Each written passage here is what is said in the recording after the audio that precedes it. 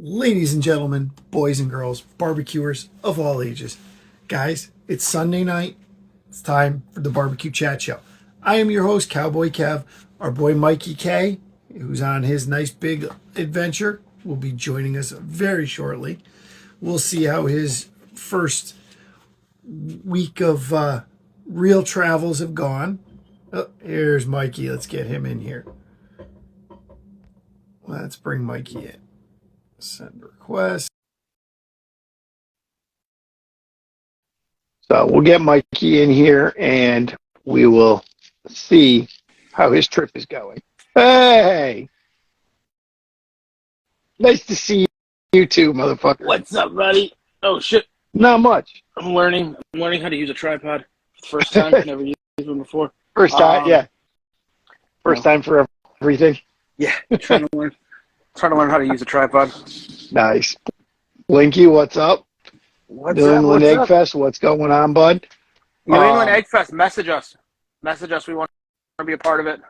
We just need to, you got to message me to do this shit. Let's set this thing up. So, how are you? I'm hanging in. Been a weekend and time to go. Somebody's calling you dad. I don't know who's calling you dad, but Daddy, maybe? Oh, that's my cousin. that says hi, dad. Oh, your cousin, Or it's who's from out in the other part of the house. Yeah. Well, I'm in the RV. I'm in the trailer. So, yeah. Sweet. Dude, Arizona was great. Except for it's cold as fuck. Which is funny because it's not supposed to be cold, but it's cold as fuck. Yeah, but what is cold as fuck for Arizona? I mean, you did come from Chicago. Last night it was 38. Okay, that's pretty cold for out there. It's pretty cold for out there. You know, it was 38 last night, so it was a little cold, which sucks just because we heat the RV with propane, and propane heat is not, what's the word I'm looking for, efficient in any way, shape, or form. We were in New Mexico, and we got caught in New Mexico. We didn't get caught. We stayed in New Mexico, and it's probably a little bit on us. Probably should have done some more research in the sense of how cold it was going to be that day. Yeah. It got down to like single digits. Oh. As you're thinking, I'm heading into where it's warm. We ate propane that night. Oh, like fucking I'm sure. Crazy. And then we have an electric fireplace also, but we were running generators that night. I ran through gas like crazy, just because I mean, it's about 1,200 watts on the gas or on the electric fireplace, which isn't a ton, but that's gonna, you know. Oh yeah, 3,500 watt generator. It's a big chunk. It's gonna eat it. You know what I mean? Yeah. It's gonna eat quick. Yep. Like the night before, that's for sure. We ran generators, and I don't think I went through a full gallon of gas. Where like, then like the other thing was like, man, just fucking ate gas. But we're learning a bunch of shit about this thing. Like how to replumb it? Yeah, how to replumb the fucker. Because apparently they don't understand that when you can't blow out lines at, 4,000 PSI. What's going on, Jay? Dude, they're like, yeah, we blew out your lines. And I was like, how hard did you Asshole. blow out the lines? You know what I mean? Like, if you're blowing out lines, and it's a half-inch plastic pipe. Yeah. You don't need a lot. I mean, that pipe's a decent thickness. Yeah. For you to get that much pressure To blow that out. to break it, that's a lot of pressure. Yep. Or it was already screwed up in the first place. But you would think while you were blowing out lines, you would check that. Yep. Jetting them? What do you mean by jetting them? But I'm assuming he means how they blew out the lines. Oh, yeah. Hi, honey. I did. Hi, Amber. I did wave back. I didn't see. Hi. Hi. So, we done. Yes, baby, I saw it. Oh, high velocity water jet. Oh, okay, yeah. I know because they weren't gonna have water. They blew the lines out. They blew them out to get them dry. Yeah. So it was just, man, it was just brutal. And then whatever, we fixed that. I got that fixed and did that and whatever. We've been to 2 breweries. We went to Mother's in Springfield, Missouri, which is fantastic. I highly recommend if you're a beer person, if you're in the area, go to Mother's. It's fantastic. They really do have these, like, this beautiful patio. Just badass patio. You sent me the pictures. It looked fantastic. Right? And so guys, one thing I will say, follow, if you're not following Barbecue Chat or Man Meat Barbecue, follow them because that is where Mikey is posting pictures of this trip. Everywhere. Yeah. Then we got to stay at Route 66 meat processing plant. Super cool people, super awesome. We got there like right before they closed. Yeah. The first night, so I was like, and they're like, "Well, we open at 8." I'm like, "See you at 8." Yeah. But I ran in the night before because me and Amanda were like, I'm like, "Did we lay anything out for dinner?" Nope. And she's like, "Nope." Like, we gotta get better at doing that. You know what I mean? Like, kind of thinking ahead. And unfortunately, like, the hard thing is like coming from the world that we were just in, and everything was go back to the kitchen, go to this, go to that. You know what I mean? Yeah. We were like, fuck it. We ate out a lot. We're trying not to do that now. But yeah. So Lola, come here, Lola. Stay here with me, girl. So we decided, like, you know, we're not gonna do that. We're not gonna eat out. We're just gonna try to cook it there and try to cook and everything. And we're like, fuck, we didn't lay anything out. Hold on, I gotta put the dog on the couch. She's gonna be an asshole to me if I don't. So I'm like, okay, well, we didn't lay anything out. I'm like, I'll run in and just see, like, what can I grab? What can I grab?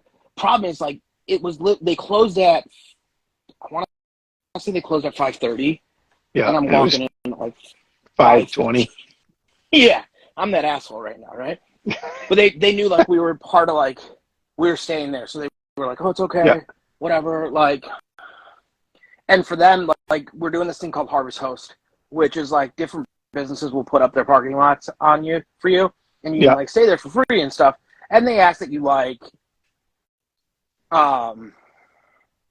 just support the business any way you can or whatever. Yeah. And blah blah blah. So I'm like, they know we were there, so they're like, okay, we want them to buy something, right? Yeah. Right? So we ran in. Well, their counter was completely stripped already, except for, like, just cheeses. And I'm like, okay, cool. Well, I can't make, like, grilled cheese. I guess we could have, but you know what I mean. Like, I'm not gonna buy 50 slabs of cheese. I'm gonna be like, can I get 2 pieces of cheese, please? Type thing. So I'm like, okay, cool. I'm like, looking at, like, the shit. I'm like, let's see what's in the frozen. What can I be, like, creative with? And they were like, they had their house-made meatballs. They're frozen, but I'm like, I can cook meatballs frozen. Yeah. You know what I mean? Like that's not a deal breaker. Yeah. So we got them. They do a chicken and beef blend, which is That's interesting, different. right? They were super good, really juicy, tasted good, well seasoned, just really good meatball. And they were like the little small ones. So I'm like, since they're the smaller ones, it's not like they're big meatballs, so they're not going to take that long to thaw. Yeah, exactly. And I threw them on the counter, let them start thawing, and we finished doing everything else we needed to do, and then it was, well, let's get dinner going. At that, made those next morning, ran in, picked up some pork chops because the pork chops looked fantastic, and then we picked up a ribeye because the ribeyes look really, really nice, and they're all local. They use local farmers. You can buy half a steer, and I think half a steer processed with them was like $3,800. That's not too bad. Not for the amount of meat you're gonna get. Yeah. Like I don't think that's that bad. No, I don't think so. I think you're doing relatively pretty well at that price. Especially if you're somebody that somebody that understands all the different cuts and knows how to cook them all, or wants to learn how to cook them all. It comes out to about a little under $10 a pound. Yeah, that's really not. So, but that place was awesome. I know I shared some pictures. Ashley, get down. I do know that. Yeah. You can park overnight at Cracker Barrel for free. A lot of Walmart. Plus you get free. Oh, really? Some Walmarts are cracking down on it now. I guess more and more because there's been some like. Oh, I'm sure there's been some sketchy shit that's happened. Sketchy shit happened, so they kind of cracked down on it. But all in all, it's pretty whatever. Harvest Host is awesome. We find a bunch of cool places. Like there's an alpaca farm that I think we're staying at on our way to Texas. And then there's like another cool like thing that we're going to. I don't know. But you're just driving where you're told. Yeah, kind of. Yeah, pretty much. But we're doing some cool shit. And then we're in Phoenix. It's definitely looked like it. We're in Phoenix now. We went to Little Miss Barbecue last night or yesterday during the day. That beef rib. That beef rib, I still have some of it. I was not able to finish it fully. Quitter. It was, well, so we had the brisket. When we got there, they just sold out of sliced brisket, which sucks. But they had chopped, and I was like, well, I'll try your chopped brisket. Yeah. Might as well. You know what I mean? Like, yeah. Some's better than none. Yeah.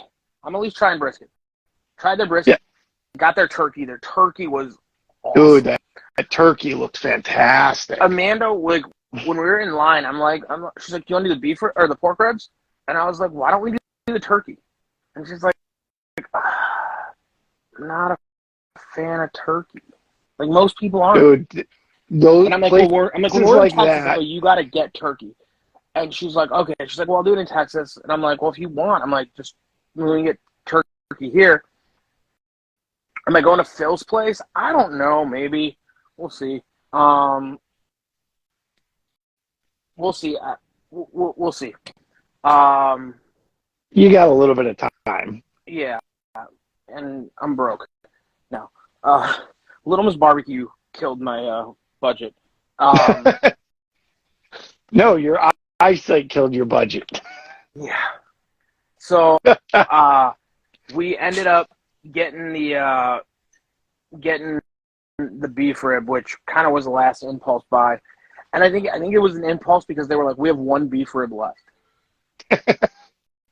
And what you know what they told the guy behind you? We have one left. No, because the guy behind me tried ordering it. He's like, "Can I get the beef rib?" And he's like, he just bought the last one. I should have been like, "I'll split it with you because it's fucking gigantic." They're $33 a pound. The beef rib that we got was 2 pounds. The fucker was like that thick. It was a thick beef rib. The flavor was fantastic. Very good flavor. Brisket was very good. Like I said, the turkey. The turkey looked fantastic. The turkey was so good. Even Amanda was like, "Oh my god, this is what turkey's supposed to be." And like, it was the turkey was phenomenal. It was very, very, very good. And then Amanda was excited because she got pickles. She got pickles for her pickles. And what's going on? Let's eat. They have 3 beautiful fucking offsets. I saw the pictures you post. Oh. And then they have one up front. So technically they have 4 pits. I don't know how often they use the one up front as an actual cooking vessel. More of a smoke generator. I think more of a for look, and if they have to, like, overflow type thing. But they sold out of their pulled pork also when we got there. They were sold out of pulled pork in sliced brisket.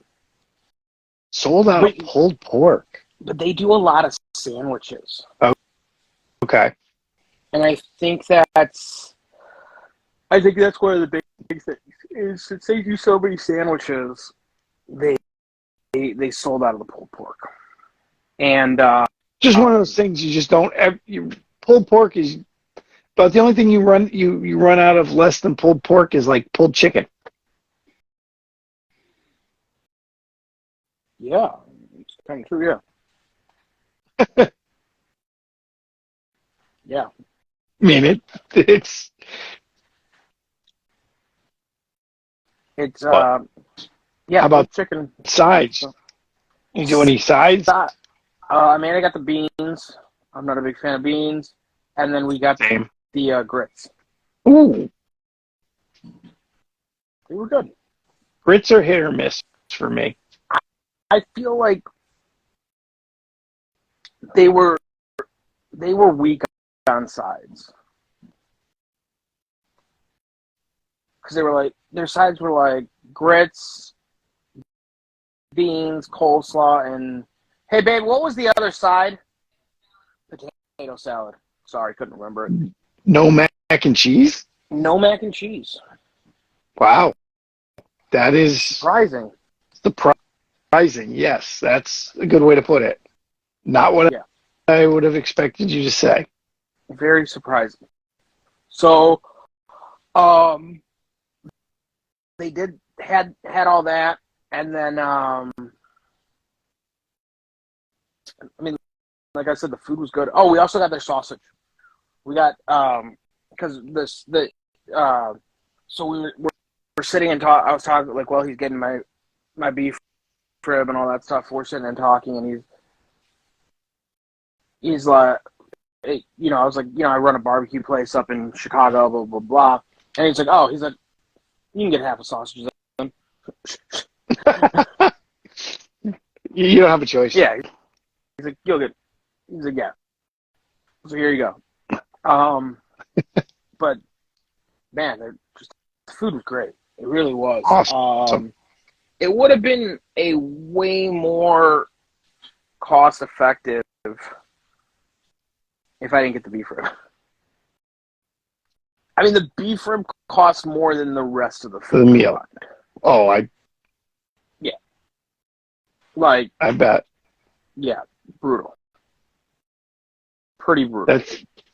The beef ribs always are. I mean, and unfortunately, part of the problem with a beef rib, which we've talked about before, is you got bone weight in there, and that's a big ass fucking bone. You got bone weight. And yes, it's a lot of meat. Don't get me wrong. It's a lot of meat in there too. But you're paying for both. Yeah. And presentation. Yes. Because like brisket looks cool, but let's be honest, a giant dino beef rib on a plate, on a platter, just fucking looks cool. It's hard to beat. Yeah. Although, did you see that platter that what's his name posted from Snows today? No. Oh, what, Robert? Yeah. Or Robert? What, Yeah, posted one? No, I didn't. I saw him post a picture of Tootsie, but I didn't see a picture of a platter.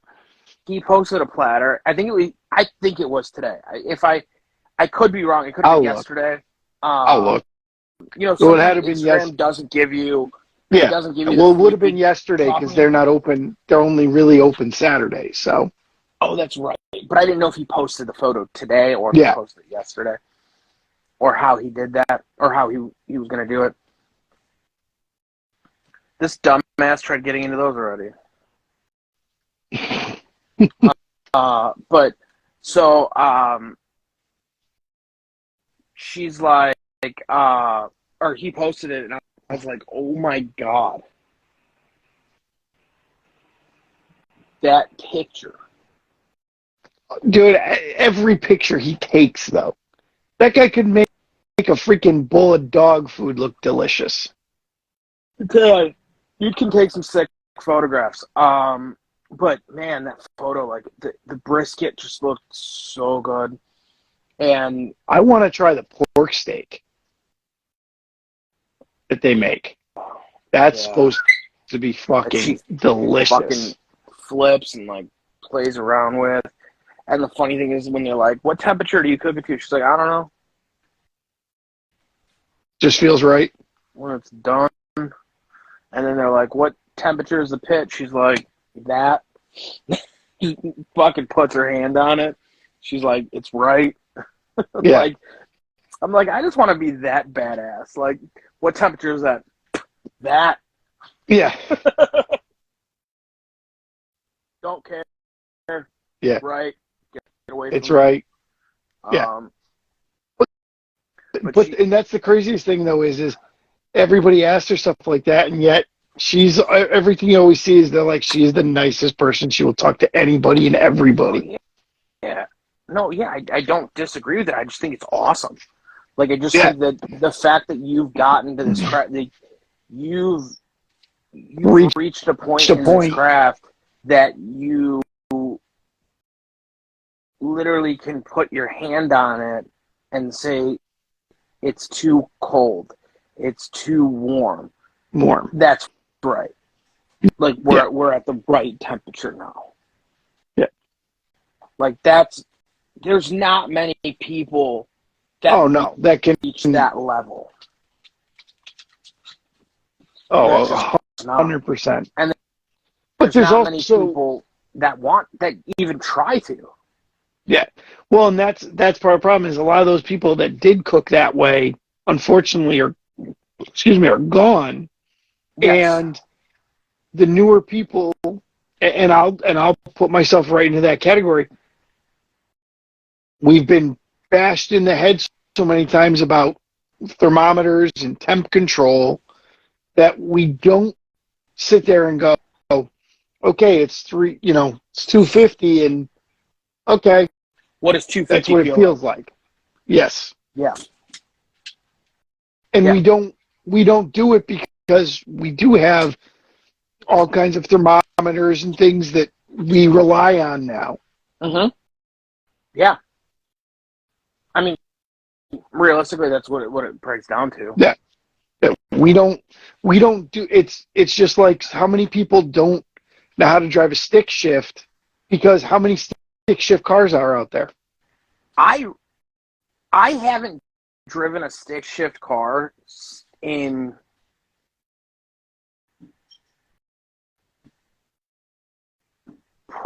probably almost 18 years. I understand how to drive a stick shift car. But you get what I mean. I can tell you that I know. I guess that's not true because I drove one when I was 20.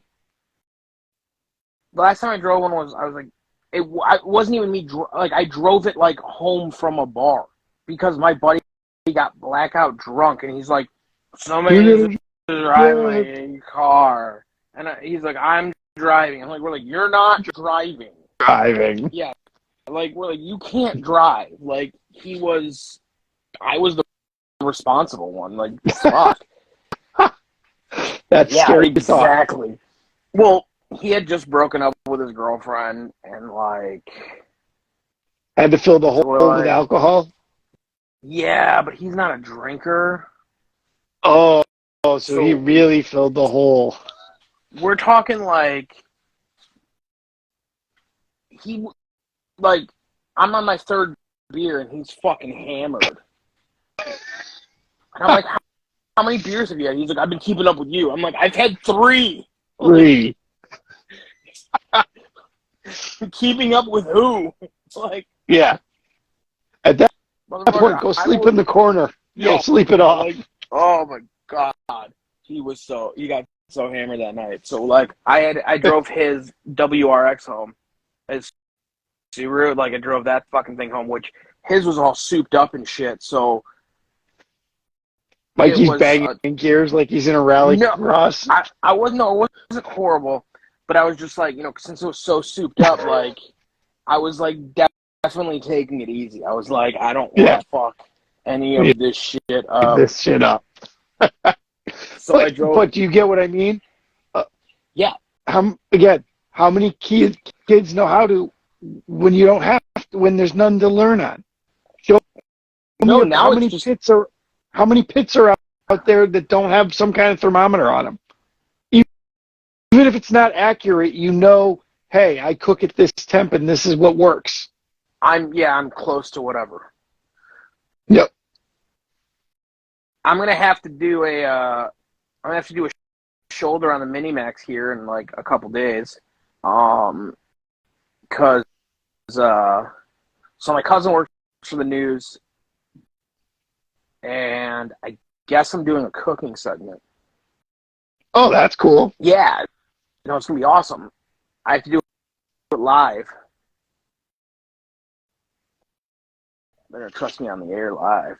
That's what's the scary part. How many second delay? None. Oh, let's go, motherfucker. Fine. But so we're doing a cooking segment. And she's like, "Well, what do you want to cook?" She's like, "Do you want to do brisket?" I was like, "I'm not fucking doing brisket." Like just in my head, I'm like, "There's no fucking way I'm gonna do brisket." First of all, I only have a Minimax. Yeah. I'm not gonna cook a brisket on a Minimax. You could put what if you just do a small one? I'm like, I'm not gonna do that either. And I'm just trying to think. I'm like, what if I do our pulled pork mac and cheese? There you go. I think we can get that down pretty quickly. I should be able to make it. Yeah. And that shouldn't be. I can do TV magic with it really, really quick. You know what I mean? Like, here we go. There's this step. This is what you need. You need this, this, this, and this. This and this, yeah. And should be okay with it. I think we'll be okay. And she's like, it'll be a good segment for like the Super Bowl, because it's like, hey, you're trying to feed a lot of people. Here's an easy way to do it. Boom. Yep. There you go. You know what I mean? And Mikey goes from Chicago famous to Phoenix famous. So, okay, so you want to hear something scary? Okay, so today Amanda's on Facebook, and she's like, there's like a group, like, one of the local groups by Chicago, and they were like, you know what we really need is we need a pit, we need a pit master that smokes on a real pit. Did she write back and go, well, where the fuck were you last 3 years? So she's like, she wrote back and she's like, you guys had one, but since the state sucks and all this stuff, she's like, you lost We it, left. and not to mention like, there were so much bullshit that was going on, and this guy has like, she's like, it's a total fake account. Like he has nothing on his like Facebook. So like, don't know his real name, don't know anything, and he comments on it like he knows who we are. Yeah. Like he knows me. No idea who the fuck this human is. Kind of terrifying. What did he comment? His comment was like, that's right, we did lose a pit master. That's why we're looking for another one. And apparently we lost a good photographer too. So that means he's gotta know me. Know who you are, yeah. Like, know me. Yeah. I have no idea who this fuck is. Sap? No. Because he's out by, or Lou. It wouldn't be Cole, no. Because this guy's up north. So I have no idea who the fuck this dude is. No fucking clue. That's crazy. That's funny. Creepy at the same time. I thought you were going to tell me she was in some group, like, and somebody posted something about Phoenix and that, like, you guys were there. No. But I am excited when we go to Texas. I gotta look up that one barbecue place. I'm sorry, my brain is Sean will be on soon, I'm sure. He'll tell you. No. So I didn't tell you about it. I thought I told you about this. So we had good friends that moved from Chicago to the Dallas-Fort Worth area, and they were the one place that was as good as you or something. Well, no. So they're like a brewery pop-up barbecue place, and like they literally were like, "Oh, our friends in Chicago do it. We're so happy we saw you guys," and like basically they were like, "We know who they are. We've been following them." Like that'd be cool to go like show up there. Yeah, so I'm like, I want to find one of their pop-ups and go to. That'd be cool. And just that'd be like, hey, really cool. Hi. Yeah. And then when I'm in Houston, we're gonna go see the what's the name of that stupid place in Houston? Babe? Houston. What's the name of that place in Houston? Firecraft Barbecue. Oh. I'm gonna go give him a handshake and explain to him how fucking trademarks work.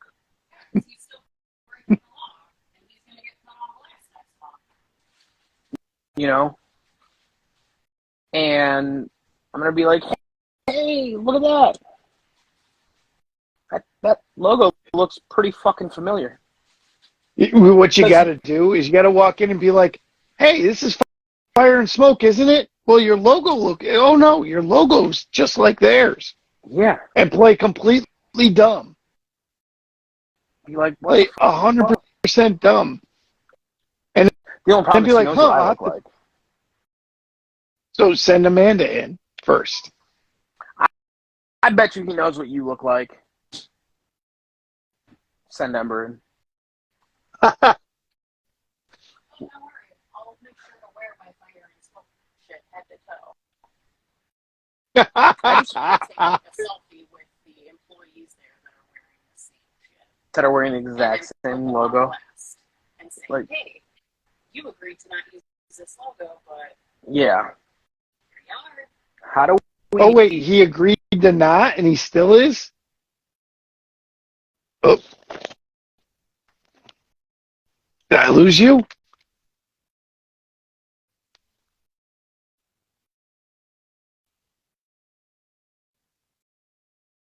Oh, I'm like, did I lose you? What the fuck Yeah, happened? no, I got a phone call, so like freaks out. But yeah, so they're just fucking shitty I didn't humans. know that they. I did not know that they got things that they said they were going to stop using it. They did, yeah.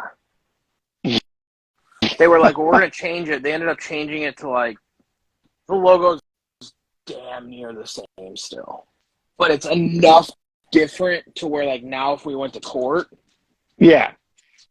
you could have a fighting argument. Where You know what I'm saying? before it Like, was all he did was change the letters. yeah, but like my lawyer's like, your logo is. He's like, your logo is very simple. He's like, which is good and bad. He's like, because when Yeah. you're in like this kind of stuff, you know, they can say, Yeah. well, It's a star and some lines, yeah, really. yeah. But it's like, man, Bucky's fucking sues for everything. Hey, you know who's worse than Bucky's? Monster. Like Monster Cable. Oh, Monster They're Cable? bad. Yeah, like the Yeah, no, HDMI yeah, cables and absolutely, yeah. they're bad. Really? Yeah. Look up like Monster Cable lawsuits and shit. It's fucking you call like the only company that gets away with calling something Monster other than them is Monster Energy. Really? Yeah. Yep. Oh yeah, they're fucking crazy on it. Really? I didn't know that. Yeah. Plus their cables are kind of garbage anyhow. Their cables aren't. Their cables. Okay, so Monster first came out. The Monster cables, when they first, don't sue me either, Monster. They were good. They were fucking really good. And then I think they switched to keep like their costs probably lower. Yeah. And probably like manufacturing going. And they started. I'm sure. Yep. Well, just like all the people that tell you got to have a gold-plated HDMI cable. Do you know why? Does it cost more? Technically, gold is better conducting, but in an HDMI cable, in a short run from a cable box or Sure. something to your TV, there is not enough degradation for that gold plating to do shit. No, so the biggest thing for gold plating, it's the same thing like headphone jacks are gold plated, and the reason they're versus a steel plating or a gold plating is every time you pull that headphone jack out, it gets a little tarnished if it's steel. Yeah. Oh no, But if it's gold plated, it doesn't. No. But here's the thing. How often do you unplug and plug in your HDMI stuff? You don't. You You But like don't. Like when I did audio, like that was the big thing was like you wanted gold plated because with headphones you are. Yes. So you want that. But like as far as an HDMI cable goes, you plug it in and I mean fuck, like you usually don't touch it until you move. And Yeah. Or you get you a new box. Or you get it, yeah. You get a new box, You know what I mean? or a you new get some TV kind of new or yeah. Yep. But otherwise you don't plug shit in. Or unplug and plug in. Yeah. 100%. Blinky. Oh. That's Blinky gets the dumb question of the night. Boom.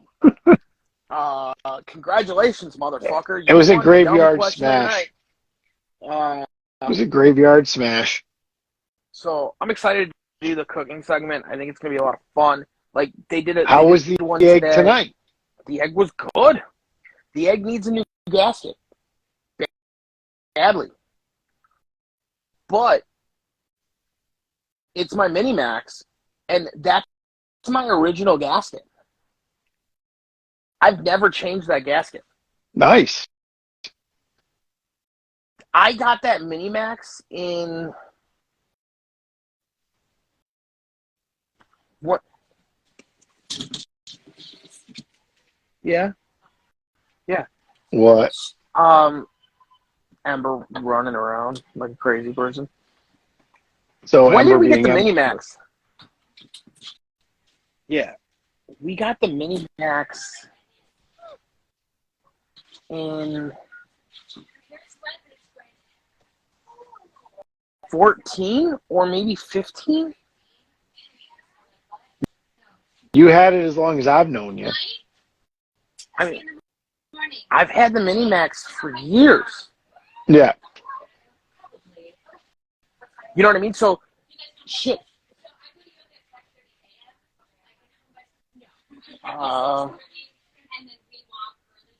Yeah, shit. I want to say it's been over 8 years.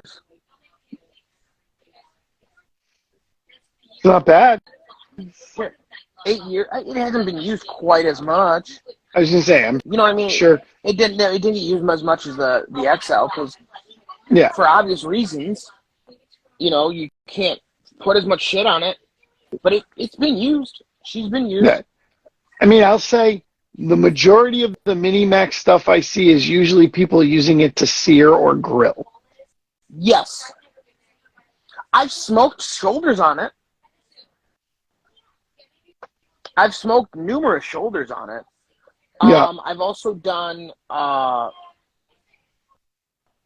good amount of chicken on it. Smoked whole chickens. Yeah.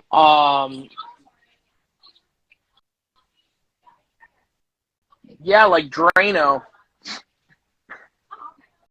So, but sorry, there's like so much talking. Like my I brain's know. not I can. functioning right now. Sorry. I can hear it. So,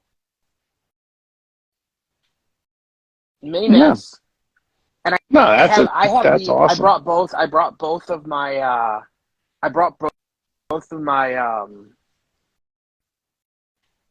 grates because I have a cast iron grate Yeah. for the Minimax, and then I have just my regular grate. And maybe this is some Ashley, get down, Ash. This is something we can actually talk about. Why cast iron is not good for smoking.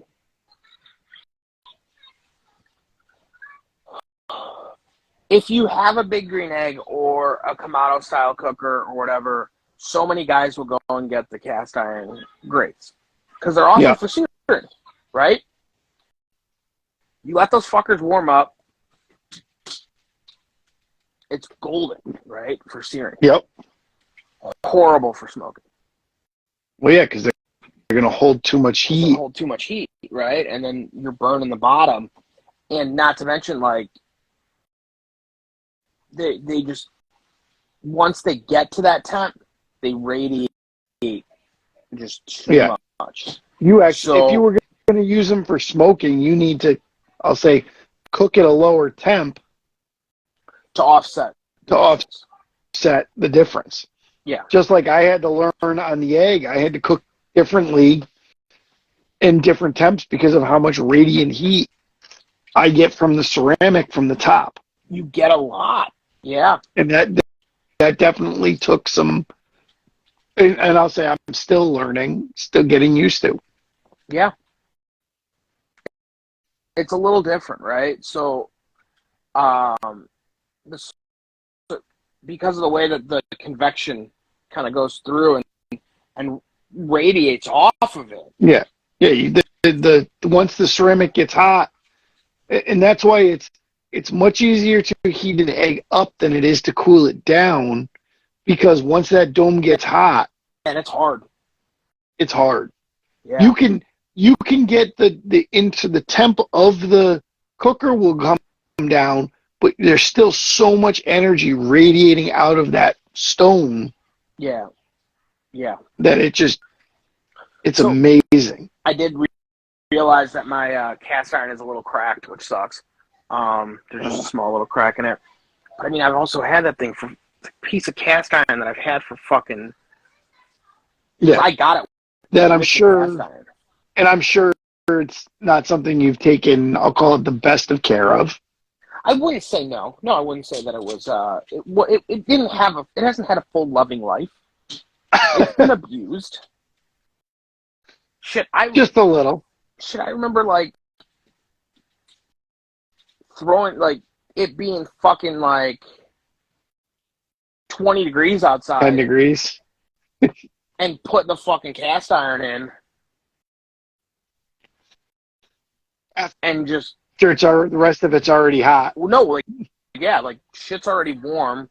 And it's let's throw it in so that she can just get up to temp. So, I mean, like, I can imagine. Thermoshock. No thermoshock there. Yeah, that the fucking cast iron got. Because it's like, I'm surprised it didn't, fucking shatter. Yeah. Yeah. Or warp or something on you, yeah. Because normally with the cast iron ones, what I do, I don't know about you guys, but like when I try to be good, I will light my fire. I will the fire will start to go to the point where I no longer have to mess. Hi, JW. What's up, buddy? It doesn't matter like those. Where it's to the point where Yes, I no it does longer matter. Tell her I said it does matter. So, I don't even know what she's talking about, but I can hear her say it doesn't matter. Cast iron is great, but what I'll do, like what I did tonight, like I started my fire, got my charcoal going to the point where I no longer have to mess with my charcoal. It's still not ready to cook on, but it's ready. It's gonna start heating, right? Yep. And then what I'll do is I'll throw my cast iron pan or my cast iron on it. Great, yeah. Well, that charcoal's still pretty cold. It's ignited, so up, it'll start. But it'll start warming up. Exactly. Yeah, it starts warming up with my cast iron or with my charcoal, and then I'll close my dome and start warming the dome. And that's what I think. I think that's one of the things that people forget to warm is their dome. Especially if you're setting up like smokes, you gotta let the dome warm up, because if you don't let the dome warm up, you're gonna drop that temp so quick, and the dome's gonna take so much longer for it to recover. Yeah, because now so much energy is gonna go into the dome. Yes, same thing with your your plate setters. You know what I mean? You throw those plate setters in there, and if they're cold, they're going to suck up a lot of energy. Yeah. They're just going to suck up energy like crazy.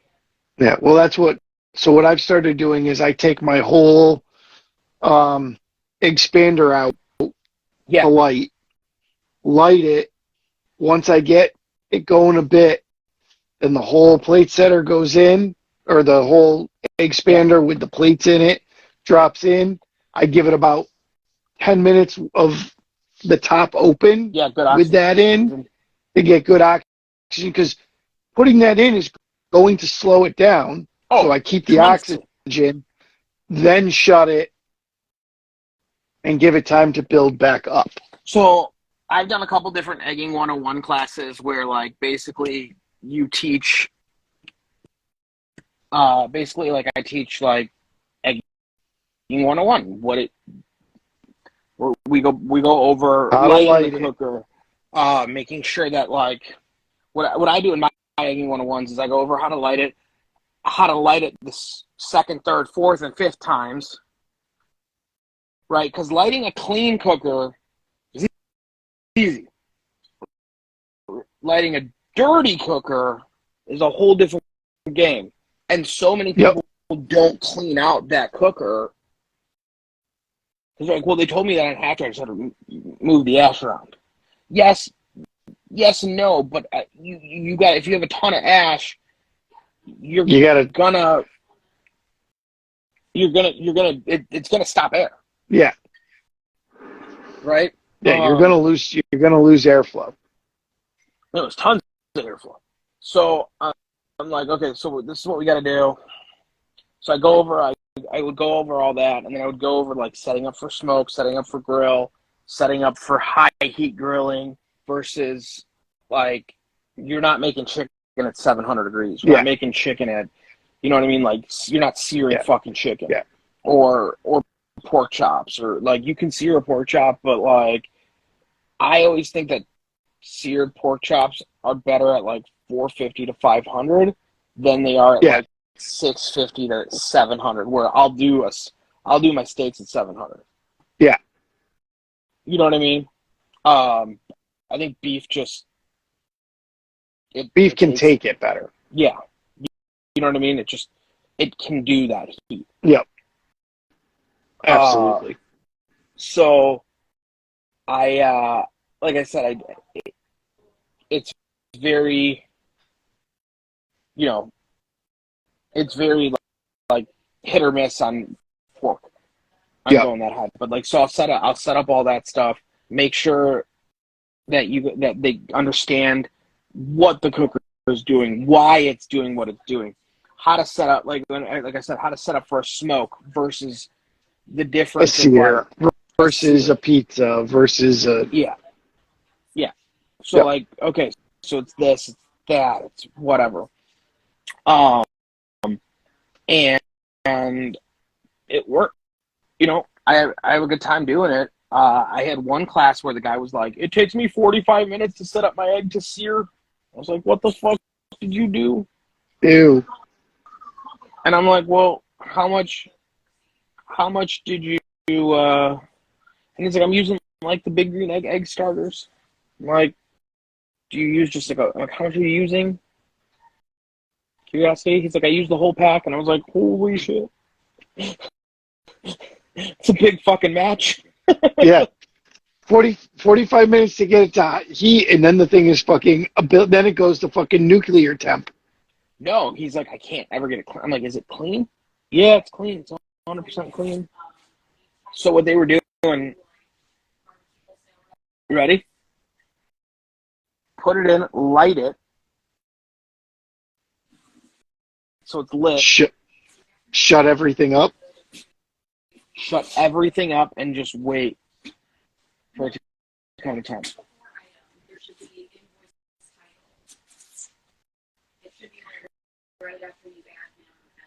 Yeah, no shit, it took forever. So like, you cut it down to like, you know, small little thing here, and ooh, yeah. So Tell her you guys still got to tell her I said no. Kev said that everything matters. Hold on, give me 1 second. You guys Uh-oh. Mike's getting more messages, more phone calls. Oh, he's stalled now. Wow, that's a hell of a shot. Mikey's eyes. So, guys, while we're waiting for Mikey, guys, if you're not following the barbecue chat page, follow the barbecue chat page, follow Man Meat Barbecue, follow Wiley Barbecue. Yep. Easiest way to ask us any questions or topics you want us to talk about, send it to the barbecue chat page. Both of us can see it. Both of us may answer. We may tell you, fuck, we're going to talk about that on air because we like the topic. We're always here for topics because we're bad. That's probably the biggest pain in the ass we have. We're bad at thinking them up. Considering we have a topic for tonight and we talked about it for 0.2 seconds. What was our topic for tonight? Shit. Meat and processing and cuts of beef because you went to the processor. Yeah, well, we can still talk about that. That's the nice thing. Like, the cool thing was, like, I talked to them and I was like, "Do you guys do tri-tip?" And she's like, "We do." And I'm like, "Awesome. Not many places call it tri-tip or do it." She's like, "Yeah." She's like, it's been coming over from California, you know. Yeah. Falling over. And its way. I'm like, and you know, I'm like, some people call it different names. She's like, "Yeah." They had the whole it's a whole shit. It's one of my favorite butchery books, and I can't Whole Beast Butchering. If anyone's looking for a really good book and they want to learn about butchering, they want to learn about these kind of things, it's called I believe it's called Whole Beast Butchering. It is one of the best butchery books I've ever seen. I've read it twice. It's one of those It'd be books. pretty good for Mike to actually read it I know. and do it twice. It's got a lot of pictures. I should say I had to have a lot of pictures. Well, so it breaks down each animal.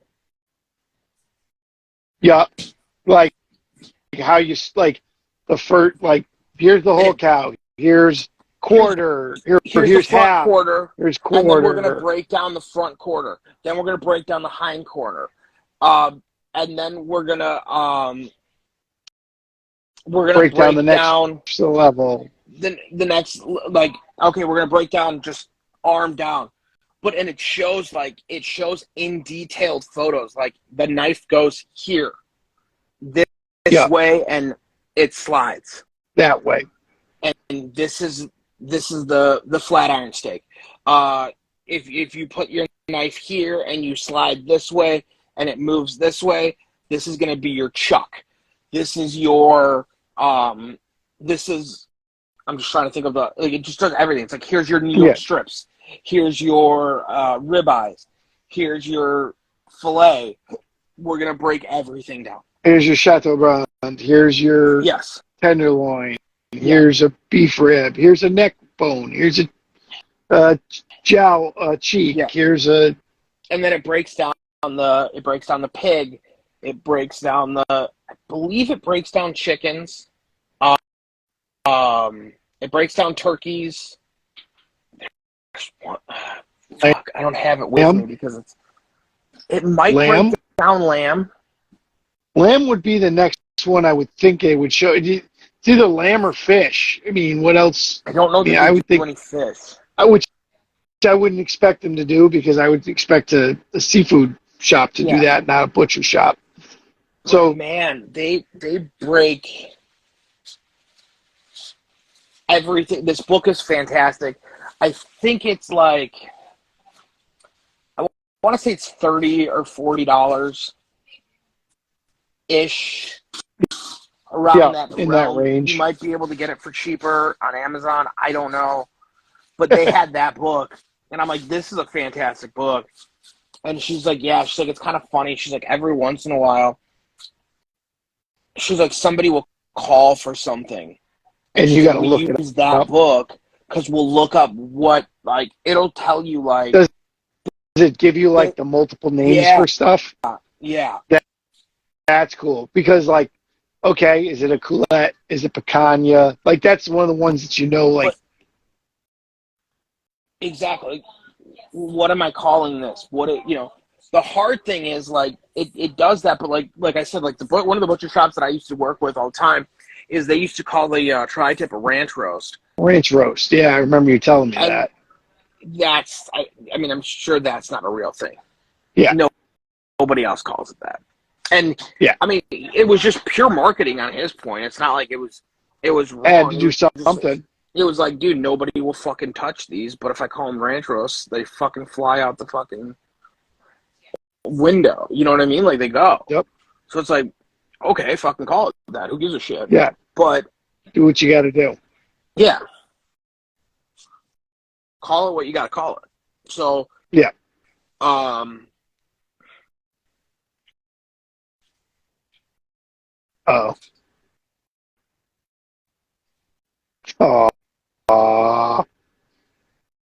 Indonesia, what's up? Could she look like more of an old lady? Just. Dogs look like their owners. Oh. It's Amanda's dog. Oh.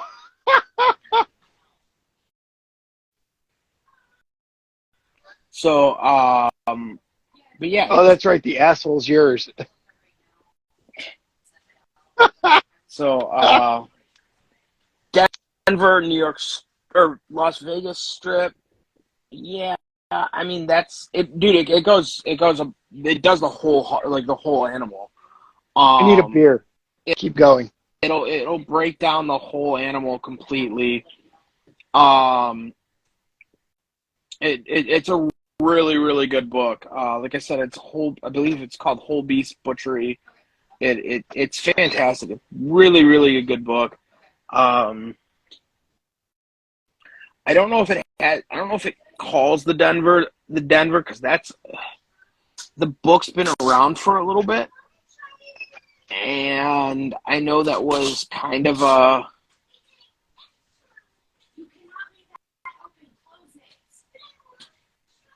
You know, oh, yeah, it's a little loud. What are you doing? Is that like impeccable, like right now? I'm trying to figure out what's on my wall.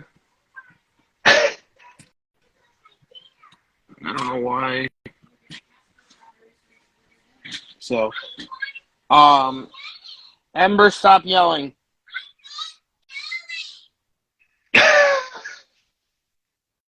As she yelled at me.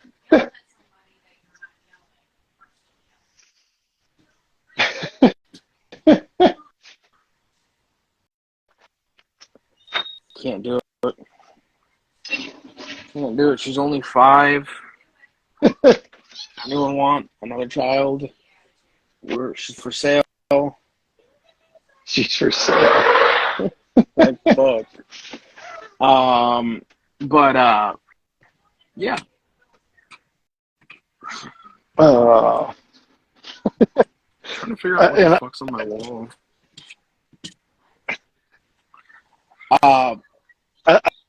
I like the. Do you have to break that down now? Yeah. Like, was that a necessity? Like this moment? Couldn't do it like right after.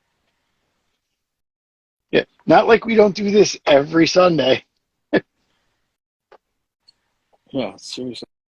So is there any other like did you like go through the whole place or did you just like take honestly, the one it wasn't that big. picture? I just took that one It didn't picture. They were breaking down. look like it.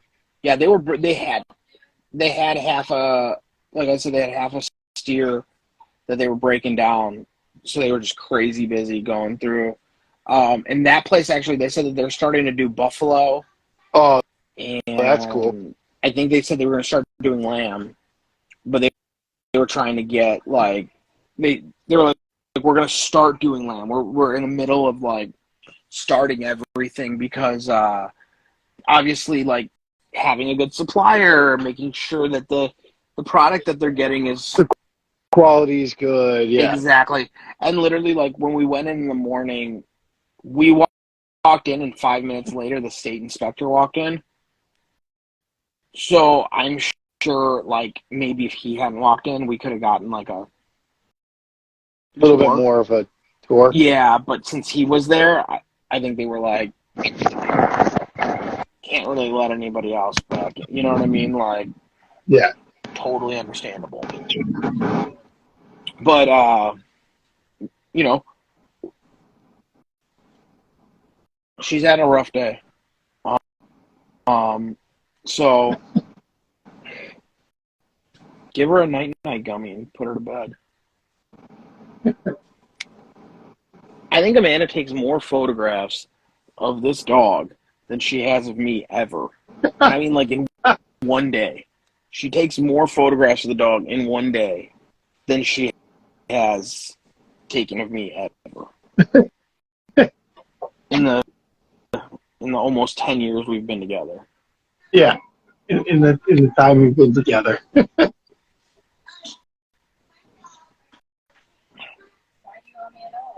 My child.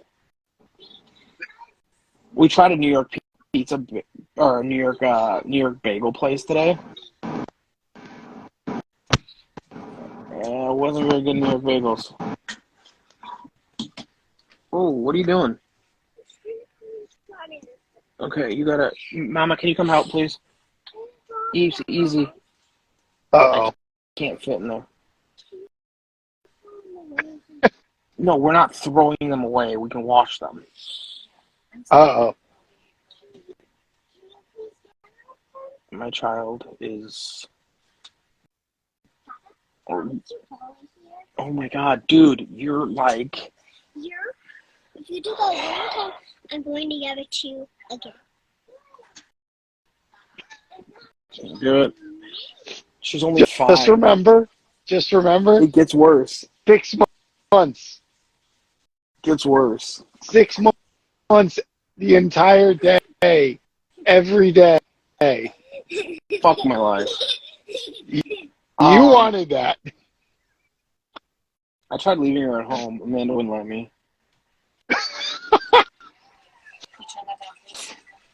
I believe that's frowned upon. Not if you leave them water. And Leave one of those like giant hamster things. yeah, just unplug it. It's been charging all day.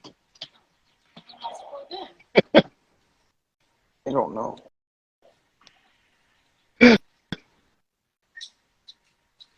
So, yeah. Well, so did they have any like how did they have for like keeping things like brisket and stuff like that? Like, were they keeping that kind of thing? Or were they grinding it or So they more did have some briskets, but they were already priced. split up? No, they were just priced out of And that's out of market. there's a really good butcher like packing house by us. Yeah. That's the only reason I don't go there is because it's like I get it.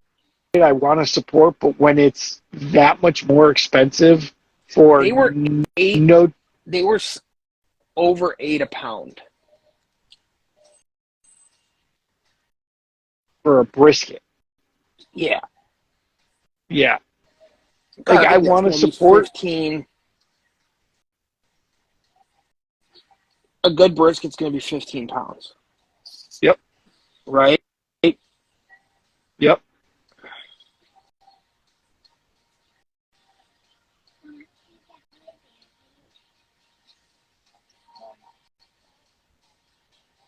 Yeah, I think that's a little young. 7 and 5 is a little young to be home alone. For your house might get burnt down. I mean, just saying. But that's why I don't get one from them is because I've gotten theirs. They're good quality. Are they better than what I get at Restaurant Depot or at Sam's Club or Costco or something like that? No, they're not. And that's the hard they're part. usually double the price. What's up, Shannon? Shannon's one of my favorite humans on the face of this earth. She works for Weber, and she's. Hi, Shannon. We just got another order. You want to send that to Melissa? $8 is nuts. Yeah. Hold on. Oh, and Mike is stalling again because he's getting messages. Because everyone knows I'm on live, but they're like, "Let me text him now." Anita wants you to check. Shit, not like we haven't done this. Not like we haven't done this for how many years now? Yeah, I know. Fuck. 3 years? It's like everyone. Yeah. 3, 4 years? You have a better deal than that. It's basically about the same. Yeah, it's the same quality too. Yeah. Like, Stinker Farms it's a Wagyu crossed with a Black Angus. Angus. So, yeah. And I mean, some of the marbling, it's beautiful. And like the funny thing is, they were like, they do USDA stuff, and they were like, we're now state inspected, or like, for USDA. And I don't think people, like Amanda was saying, she's like, most people probably don't understand that you don't have to be USDA graded. USDA. Like, you don't have to have a grading. Yeah. In order to sell. You can sell not graded meat, and a lot of farmers do because they don't want to pay for the grading. Yeah. Well, and they're selling it on the fact that you're buying it farm fresh. Here's my cows. You can see them in the field. That one's named like Hector. That. Yeah. Shit like that. Like. Yeah. Which means prices go up. Yeah. Well, you got to pay to have it inspected. You got to pay to have it inspected. They don't inspect it for free. Get up through my passwords. I think it's in there. It's either in there or in my. It's in my Bulldog notebook. Sorry. This is the most I've heard of from Amanda since you moved up to the office. I know. It's gotten crazy. Is that one in the truck still? Since you left the kitchen. So yeah, but it costs money to grade. Well, that's why the pork producers don't want it. That is why the pork producers don't want it, and that's why I'm not allowed the Illinois State Pork Board anymore. Because you called them on it. Well, because I'm like, I want to know the grade. Like, you can obviously tell different grades in pork. You can. They're the same damn animal. I understand that. There's no difference in a breed of pork, a pig. Yeah. A pig's a pig. Now, how it's raised and what it's or how it's raised and what it eats, that's where grading starts coming. Yeah. You know what I mean? That's where the difference comes in. Yep. I do miss the pot rack in the background. I hope that makes a new version makes an appearance in the new place. It won't in the not in the camper, in the new place. When we finally land in Florida. One day, if I ever get a house again, I might live in this thing forever. I'm gonna go broke, and then I won't be able to afford anything else besides this. Cousin Eddie. Yeah. You just need a plot for the worm farm? Don't go falling in love. We're going to take that with us here when we leave next month.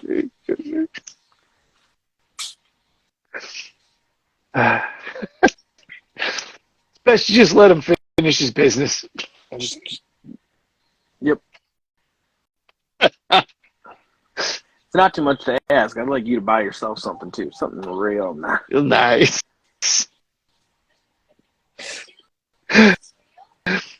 Oh, I'll remind you of that in 6 months, just so you know. Yeah, I'll be in your driveway. It's fine. Don't go falling. By that point, you may be in my driveway by yourself. Maybe. I don't know. We're doing okay. We haven't killed each other yet. As long as nothing breaks. Honeymoon period.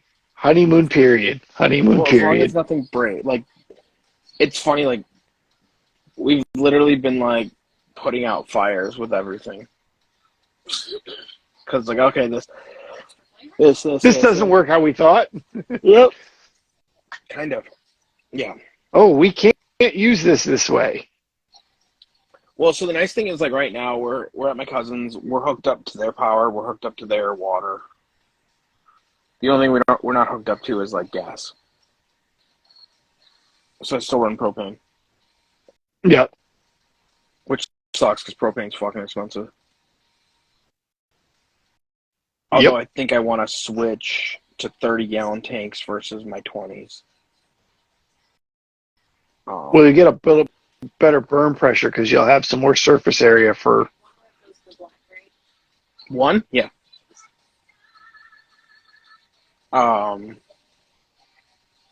You think if we switch to 30s, it'll be better for the heater, or do you think that's not going to matter? I don't think it's going to other than runtime. Okay. Yeah. Yeah. I still got to season my Blackstone. That's gonna have to happen sometime this month. Did you see all the locos they were giving out at the shed? No. That was like one of the prizes. They had a pile of locos. Everyone says that they're really nice, but then I've heard that they eat propane.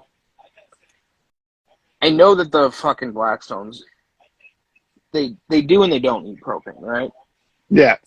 But I've heard the locos kind of eat propane, and then I've heard that they're not quite as accurate as they say they are.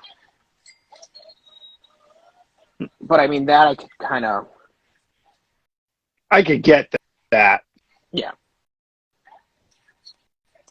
But, yeah, no, that was one of the prize things Mel was that they there, were right? doing. Yeah, Mel came down. Mel was there. Jess Pryles was there. Hey Girl Hey was there. Yeah. Well, she was down in that area for another thing, and I think she just kind of piggybacked on that. We were invited. Yeah, we just didn't go. Yeah. Brad did invite us. It's true. And since we didn't go, we'll probably never get an invite again. Pretty much, yeah. Although, no, I'm going to try stopping at the shed. Yeah. So I'll try stopping, saying hello, showing them my beautiful face. Bring your phone, take some video, post it up. Did I not? I posted Video. Little Miss... didn't I post Little Miss Barbecues? You posted some pictures. Yeah, you posted I thought I posted a picture or the video of slicing. Did I not? You sent me the video of slicing. I don't know if you posted it. Okay, then I'll post it. Because I thought I could. I know I sent it to you. Dude, I thought I posted it. Those slices were like so perfect. Yeah. Like that's somebody that's been slicing. He's been day in and day out for a while. He's been on that line probably for a good amount of time. Too long. Too long. Yeah, he's been on that line for a long time. Yeah, I mean those things were like you would have thought he had a fucking ruler there, fucking measuring them out. Nope, it's fucking perfect. Well, not only that, but if you watching it, it wasn't like he had his hand here and he kept moving it back. His hand was over here, and he kept going till he got to his hand. Yeah. He fucking rocked it out. I mean, rock star dude. The funny thing is, so I was talking to one of the guys, and he was like taping off shirt stuff, right? Yeah. I was like, oh, I'm like, tell me you're not, like you just, crossed out brisket, and we talked, like, we were talking about, like, whatever. I'm like, it's okay. I'm like, he's like, yeah, brisket kind of goes. And I'm like, dude, I get it. Like, I do this for a living. And he's like, he literally doesn't miss a beat. And he's like, get disappointed? Or I'm like, it's barbecue. But I'm like, kind of, yeah, I get. Yeah, it's a little bit of both. Yeah, like. It comes with the territory. I don't know. Kind of does. I mean.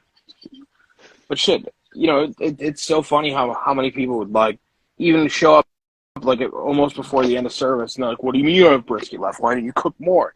It's like, because my goal is to sell out and I don't have anything to do with this at 8 o'clock. Like, you know what I mean? Like, fuck. Yeah. Yeah, but you knew what time. Yep. It's like, yeah, but I don't care. Sorry, not sorry. Yeah, like. Send your friend to come here and buy you a plate. I don't know what to tell you. Yeah. Like, you can't have, you open at 11 till 4. You want to be sold out by 4. Or you want to be close to sold out by 4. By 4. You know what I mean? Like. 100%. It's the goal. Goal is to move the product. Yep. And not have any waste. 100%. And unfortunately, in barbecue, that's the hard part, is not have waste. Yep. Which and is that's why so many. Yeah. Yeah. And that's why there's brisket in the chili, and because those guys use a lot of those guys use like in the chili. It's not, hey, we had leftover brisket. It's the little flake bits that come off when they cut it that are still on the board. It's that kind of thing. Yeah. That they're putting into that to keep going. Pretty much, yeah. Those are all the things that, we'll say that's $1. $1 for brisket sitting there. That last little chunk that you can't really cut into a slice for somebody. Because it's big, yeah. Yeah. And unless you've got somebody there that you need to give a taste, oh, we're going to let you try a piece. Like I used to have a one thing of butcher paper that sat on by the fire that had I'll call it my end cuts, that when somebody wanted to try something, and then at the end, those went into to go back to get put in the chilies and stuff, whatever was left. I can't make a full slice out of this. I'm not going to give somebody a chunk that's that big. Yeah. Hey, you want to try it? Here you go. See, I love the people that would be like, can I get a sample? I'm like, you sure can. And I'd be like, really? What can I sample? I go, anything on the menu. The cost is right next to whatever you're sampling. I'm like, no, I want a free sample. I'm like, oh, no, we don't do that. You can sample anything you want. Yeah. I'll serve you any one of these things you want. If I still got it, I'll serve it to you. No, but I'll call it a sample. And when they're like, no, I want a sample. I don't want the whole thing. I'm like, you're not getting the whole brisket. You're getting a sample of the brisket. Yeah. You can order a whole brisket later. No, but you know what I mean? Like, I'm not giving you the 15-pound brisket. I'm giving you a sample of the 15-pound brisket. By definition, I am giving you exactly what you want. You just don't like my definitions. Yeah. You just don't like that I'm charging you for it. Yeah, exactly. Like, I just want to sample the cornbread. Cool. $1. Yeah, but I don't want the whole thing. I'm not giving you the whole pan. The whole pan's $20. I'm just giving you a sample. Right? Simple as that. Simple math. But that is the hard part for most of these people. I'll get her to bed.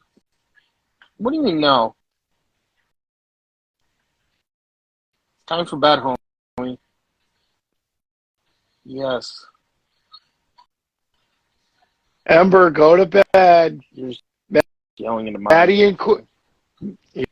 You can tell her I said it. Maddie and Quinn are in bed. Nobody cares. Already. That won't. I'm trying. Yeah, no, but that has no. She'll be like, okay, who cares? That sucks for them. She's like that kid, and she'll be like, oh, that sucks. Well. So yeah, I got 2 dogs sleeping, child awake, and a wife going to take a shower. Apparently, she might. Who knows? Since we have, since we're at my cousin's, we can actually use the real shower, which is so much nicer. Yeah. Although we have pretty good water pressure, so I'm not. That's good. Got a decent pump on it. Yeah, it's got a really nice pump. So, yay, my invoice was paid. That helped me.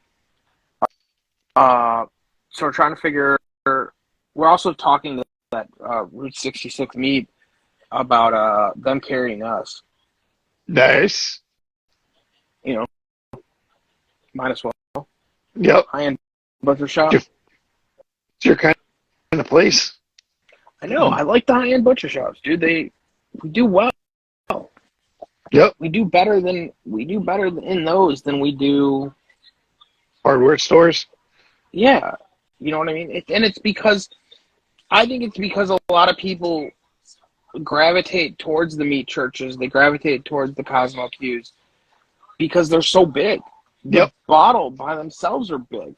Now, a lot of it's filler. Yep. So if you really want a bunch of like sugar, go for it. We don't have sugar in ours. Nope. So it's like you don't have to use ours quite as the new one does. You do. The new one does. But I mean, like, but you don't have to use as much. Yeah. Yep. The flavor goes further. Yep. At least that's what I think. Now, did you find a mushroom supplier for when you get to Florida yet? No. I had a lady laugh at me. Because I told her how much I need, and she's like, no. I'm like, I need like 60 to 80 pounds. And she's like, oh, yeah, we can do that. I'm like, every week. And she's like, no. She's like, not going to happen. She's like, please not for me. And did you look at her and go, do you have somebody that can do it? Yeah, I did. She didn't speak English very well. So there was a little bit of a language barrier. She also wanted to charge me $16 a pound. And I was like, no. Yeah. I'm like, especially not when you're going to buy that much. I'm like, I am not here to buy half a pound of mushrooms from you once a month. Yeah. Like, I'm here to buy every mushroom you can get me for the next foreseeable future until I find. I think what we're gonna have to do is we're probably gonna have to get multiple suppliers. Yeah. And try to figure it out. The only thing that sucks is when you're doing multiple suppliers like that is you don't really get the price breaks. Well, that and the consistency of the product. Usually the consistency can be a little bit rough, but I'm kind of a dick about them, so yeah, I'll find somebody. I'm not worried about it. Somebody in Florida start growing mushrooms. Mikey wants them. We can eat your supply, I promise. Yeah, that's the thing. Like, we can just tear up a supplier. Yeah, if we can find a good one.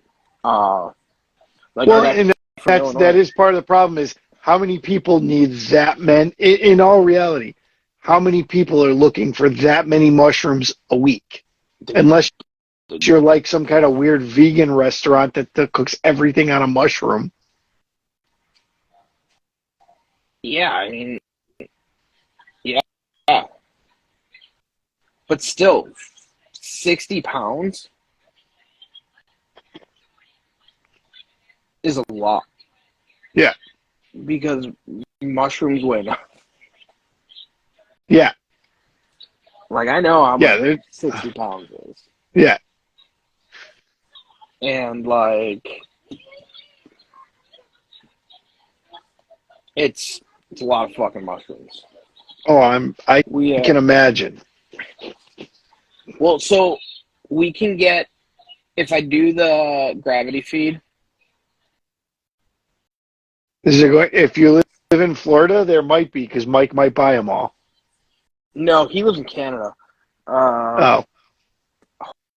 Hopefully there's not going to, bear with us. It's not like eggs yet. We haven't limited people to one shiitake. One egg. Yeah. Dude. One shiitake a month. Apparently, like, here, it's crazy. Like, we went to the grocery store, and everything's, like, limit 1 on eggs. I don't know how it is by you yet. Eggs are getting stupid expensive. That bad. It's not that. They're getting expensive, but they haven't started limiting them. He's ordering rub tomorrow. Fantastic idea.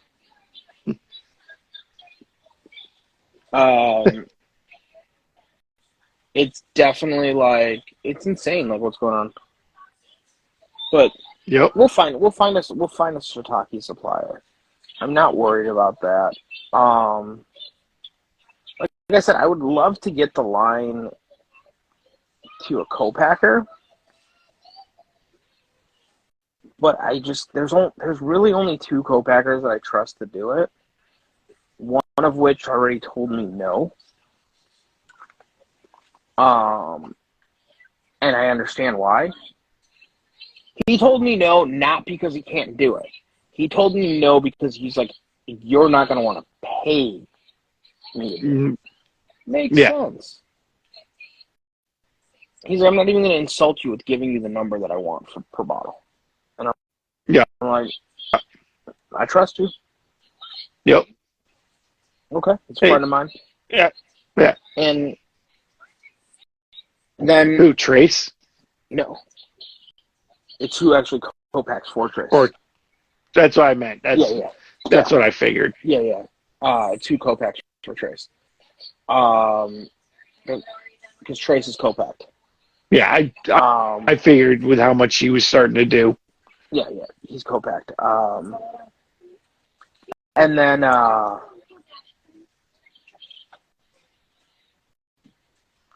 I talked to another co-packer, and they told me they're willing to try, and I'm pretty sure that they can facilitate because they're a big enough co-packer. All of it or everything but shiitake? All of it. Wow. Minimum order per SKU, 2,000 pounds. I love you, buddy. You ain't at that yet. No.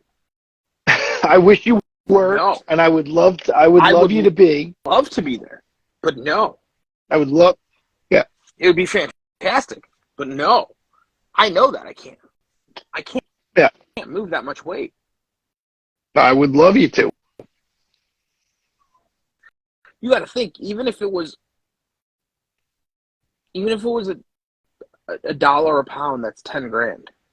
Yeah. For our SKUs. And it ain't going to be $1 a pound, let me tell you. Yeah. No, I know. You know what I mean? Because black pepper ain't even $1 a pound. Yeah. Salt ain't $1 a pound. But that one that's one of the ones that I would actually consider. The only thing is it's a $500 R&D fund or R&D non-refundable for them to try to hit it. Yeah. Well, yeah, because that's one of the things people don't get. You can't just scale 1-to-1 with seasonings either. No. Seasonings don't scale straight 1-to-1. No. Because pepper builds, cayenne builds, you know what I mean? All this shit builds. Yeah, and that's one of the things that's hard for people don't understand. Yeah. It's a big difference. Yeah. Just because you used 1 teaspoon here doesn't mean you use 1 tablespoon there. Yeah. Exactly. I do everything by weight. Yeah. No, you have to for what you're doing. I get it. Yeah. So I'll do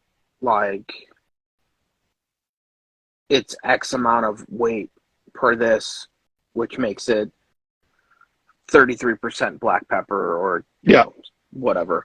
I'm not obviously going to give my real recipes out, but that's how you scale a rub, and that's how you scale. You start to build bigger as you use the percentage, then you do the weight. But and I was actually a buddy of mine taught me how to do all that because that's what he did for a living.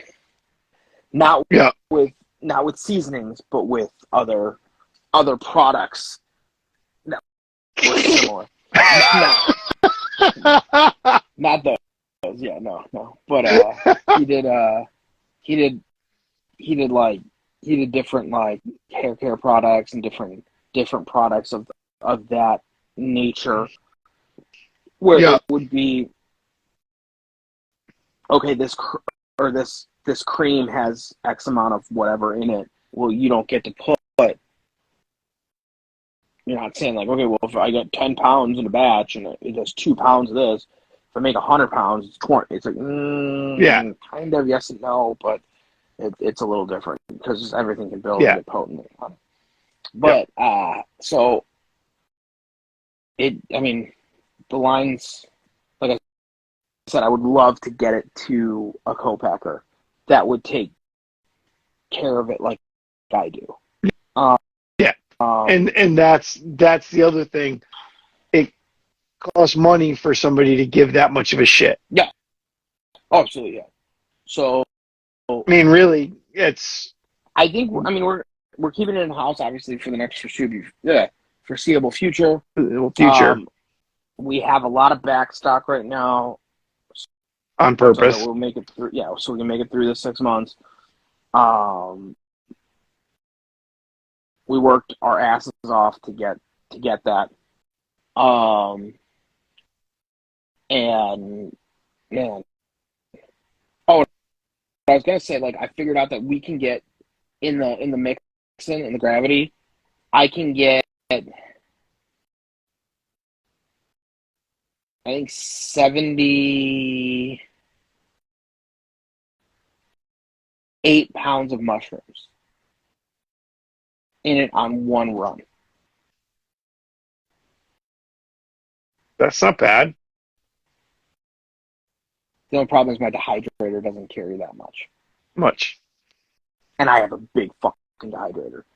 I have the biggest dehydrator I can go before going to full commercial. Full commercial, yeah.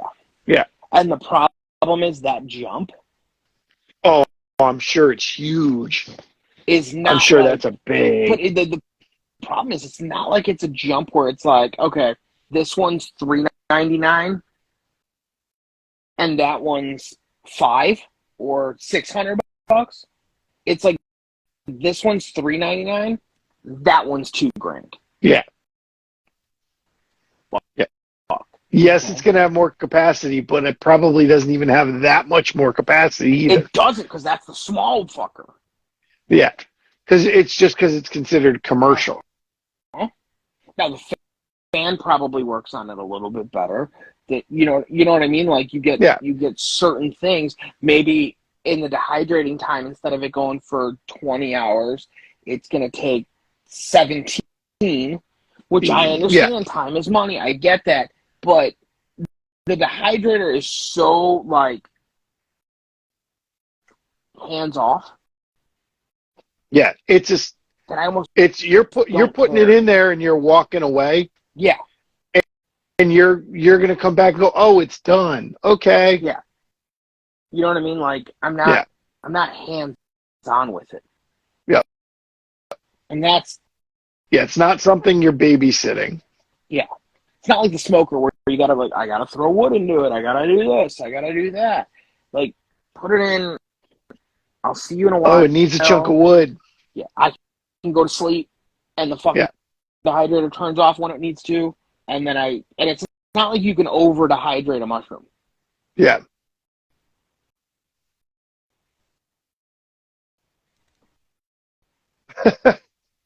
Like a dehydrator or drugs. Yeah, but I don't know how good we can publicize a dehydrator on Instagram. Yeah. That somebody's gonna want to give us one. I just don't know. I don't know. Hey, here's it. What? How do we do a reel on a dehydrator? Open the door, close the door, turn the dial. I got a light on mine.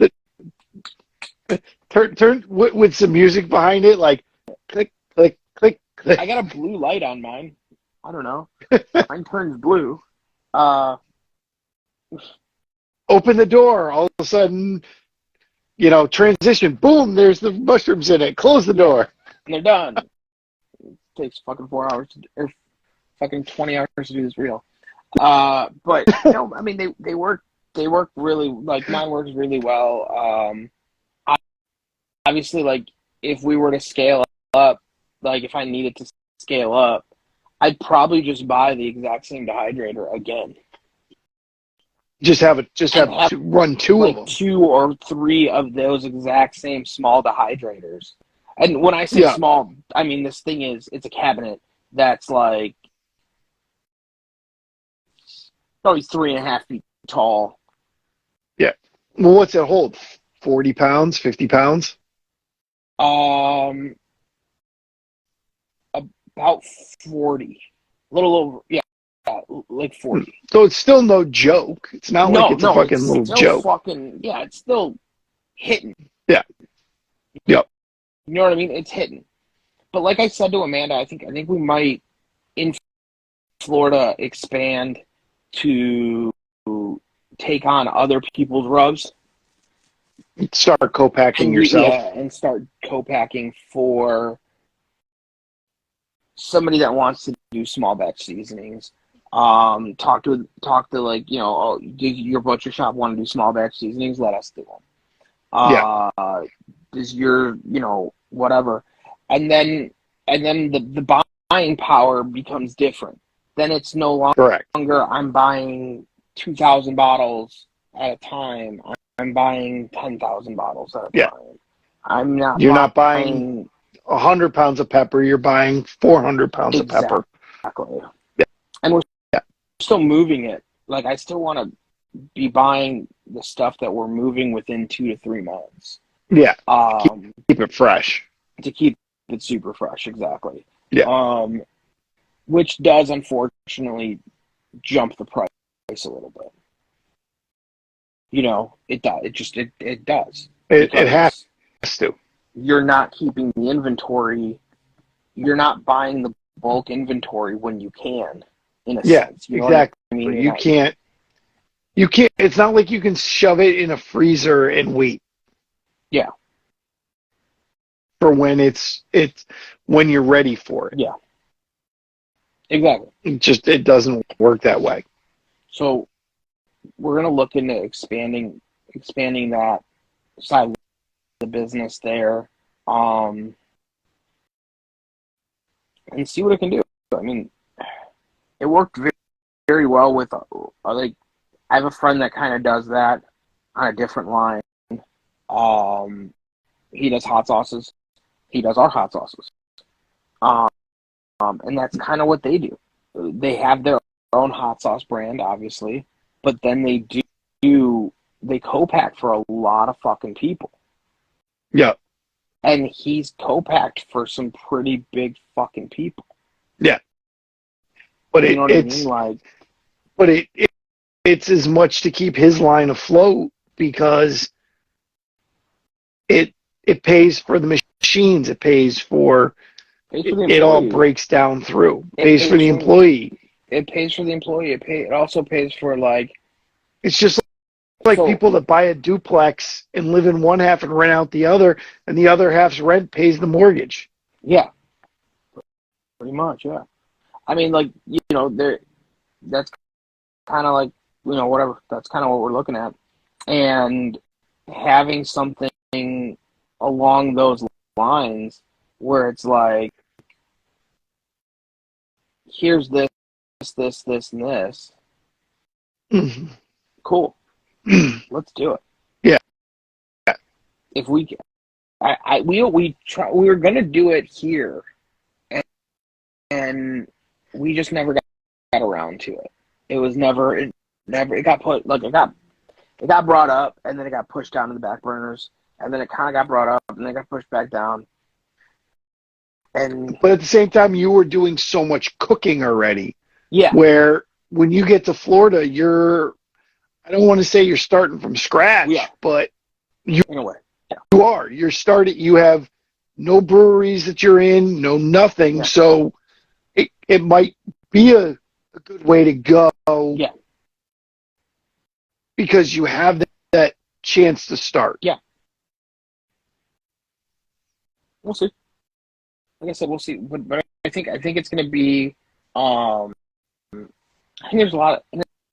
I don't know if I'm even their target barbecue guys, to be honest. I think I'm gonna target like I said, mom and pop butcher shops that want that. that, Hey, do that you want want their own barbecue rub, their own steak any seasoning. shit? Like, I'll private label for you. Yeah. Shiitake won't get private labeled, but hey, Thank you, Devins. message me later privately. Uh, we'll discuss some stuff. So it's one of those things though. Like, you just got to figure that out. Yeah. And it's like, hey, do you like our classic? Cool, private label it from us. Yeah. Well, and that's what I know. A lot of the places that co-pack, they pretty much go, okay, do you like this rub, and this rub? All right, you want the heat of this one with the sweet of this one? All right, and they do it, and you go, yeah, I like that, and they go, okay, and they stick your label on it. Where a lot of the bigger ones don't go in and go, here's my recipe. No, because it's not cost effective. Yeah.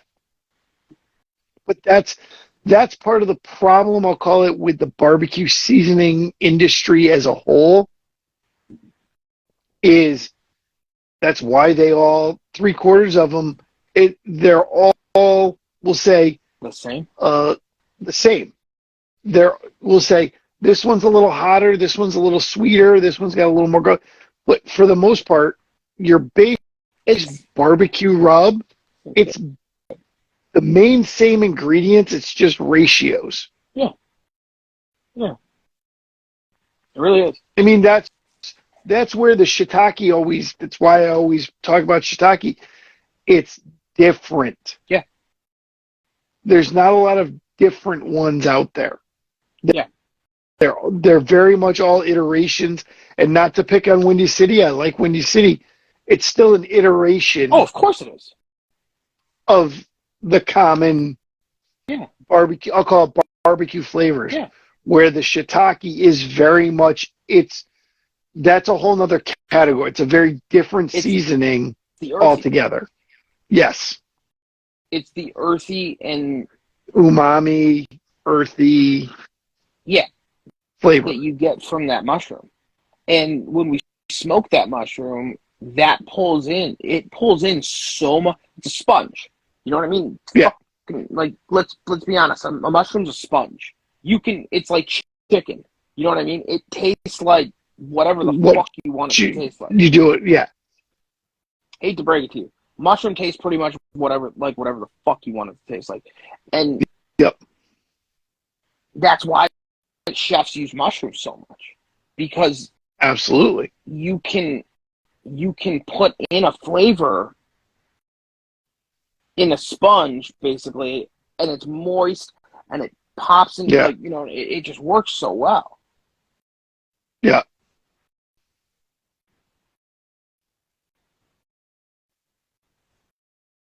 Nice. Yeah, I mean, shiitake, like, it's just different. And that's the biggest thing, and that's why I'll say, yell it from the mountaintops. Mike knows from day one, I've been 100% on the bandwagon, yelling from the front of it to use it. Yeah, shiitake is awesome. I mean, it is I used it tonight on and that's. It's and I'll be honest, I'll be honest, Estes is moving up very fast into that same category of being very, very different. So when I created Estes, when I was creating that, I wanted so much texture.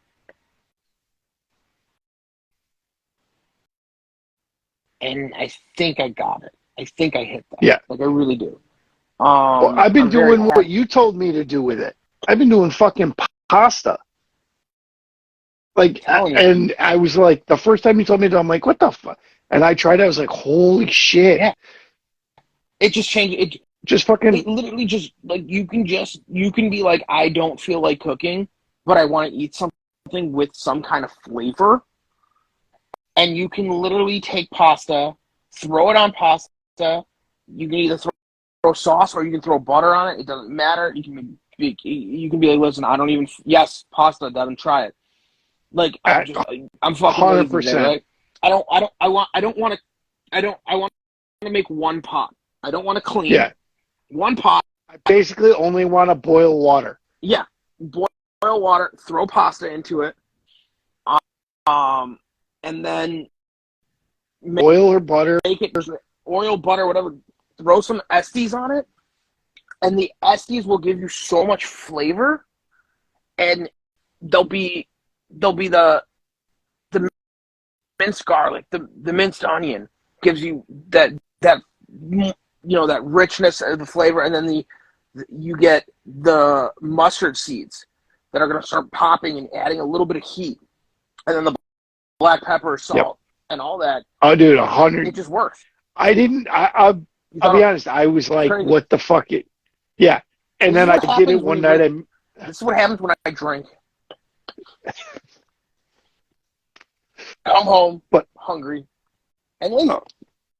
It's your lazy said, I made it like 2 weeks ago. I'm like, I'm just making fucking pasta. Like everybody was in bed. I got home from drill from the fire department. I'm like, I need something more filling than a fucking like piece of fucking toast. Yeah. Like I'm gonna make a grilled cheese. Sometimes you're like, oh, I'll make a grilled cheese, but then you're like, I don't really want grilled cheese. Yeah. And I made it butter, a little bit of Parmesan cheese and that, and it was fucking, I was like, fucking eating it like, motherfucking asshole, this is way too good for being a bowl of pasta. It's just basic. It's a good meal. Like a basic good meal. Good flavors. 100%. You know what else it works on? Frozen pizza. Ooh. So if you do like a frozen pizza, throw the pizza in, and when you're about halfway through the cook, pull it out and sprinkle it dust it. Yeah. Because if you do it too early, the mustard seeds probably burn up, and the mustard seeds will burn, and then it's gross. But because the mustard seed can't really take that 450 for that long with it on top of a pizza. It'll take it on a burger because it's fine, whatever. But like it almost like toasts the mustard seed. Yep. Because like it pulls out some of the oils and stuff. Well, and the cheese, like, because the cheese gets greasy, right? And it kind of like almost like toasts it, like almost like yeah. And then with the grease of the cheese, right? You get it rehydrates all the it rehydrates everything else. Everything else. Okay. Yeah. So my next thing to do is I want to make my biscuit chicken again. Ooh. I want to make those biscuit wings, and I've done. So usually, what I did this last time was I did I did classic, and I did some of the that seasoning I showed you, the heat your meat one. Yeah.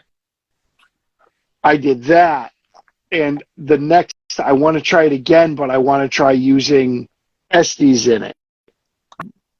I think it'll work. I think it will. The only thing I may do is grind it up a little bit more, just to make it a little finer.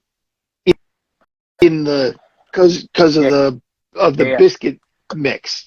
Yeah. Just to make it a little finer in that, because it's going to go on again from the beginning, and part of it's going to be down on the pan. Exactly. Yes, I'm following. I'm totally following. So that's my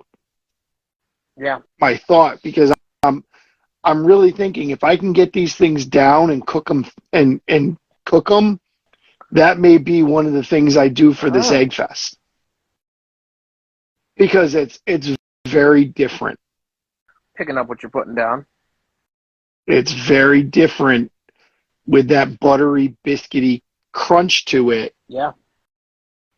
But what it does, like when you do it with the chicken, you get this crunch, but you get like I'll call it the fried chicken, like when you go to like a Popeyes or something where you get the crunch, but you get the really fatty, still like chewy skin underneath. Yes.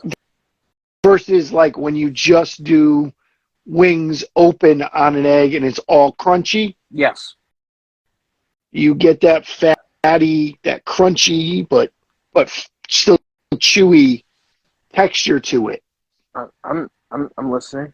I'm fat. And, and you get that good buttery, and then doing it on the egg, you just get all of that. You get that smoke gets in there. Nice. Bye-bye. Good night. Bye-bye, good night. You know what I mean? You get that buttery, it just, like I said, I could eat it on like chicken thighs. I could eat them like every day. Yeah. So the wings are, like I said, I'm still playing with it.